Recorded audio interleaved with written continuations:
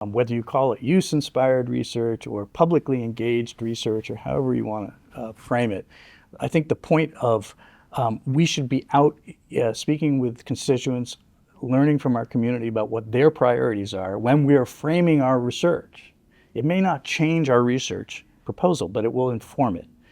Similarly, as knowledge is being acquired, we should be disseminating that knowledge, which means not just in scientific journals and not just at technical conferences, but figuring out how to communicate that with the people that are funding it, right? The broader public and the people whose support we are depending on for continuing our work.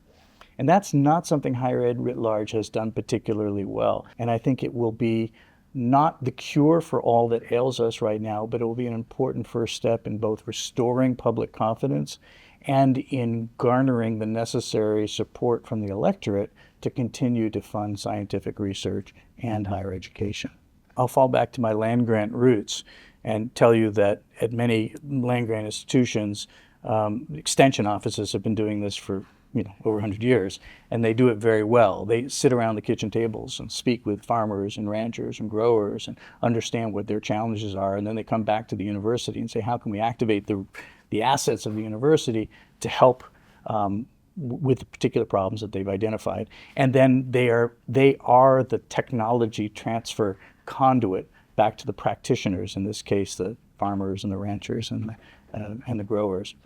So this is one example. I've seen examples of science cafes at universities where they will go down to the local watering hole every other Wednesday and pick a particular topic, and they'll socialize that with the broader community.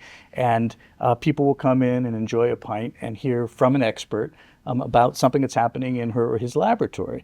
The science cafe model works really well. Then there's it used to be writing op-eds was a good way to get things out there. And they want to hear from the scientists. They don't want to hear from the university leader or the press office.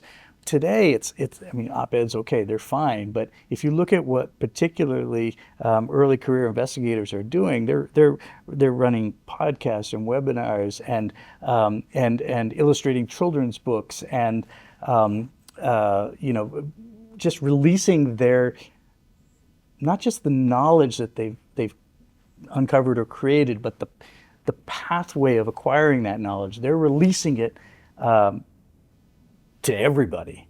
And in many ways, that's probably going to be more effective than scientific communication to our internal audiences.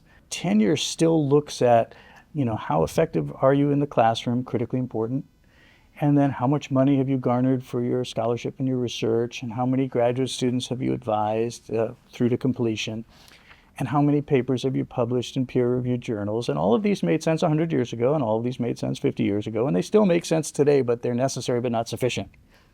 And if you look at all of these other mechanisms and vehicles for information transfer that faculty are using now, that have nothing to do with peer-reviewed journals, they're not tracked or counted in any way toward promotion.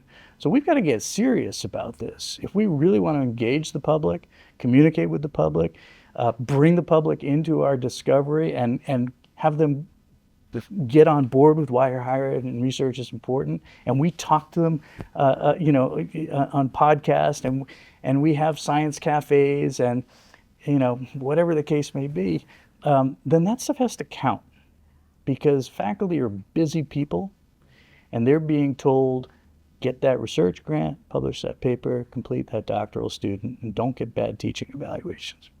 All good advice, but only a fraction of what we need them to do.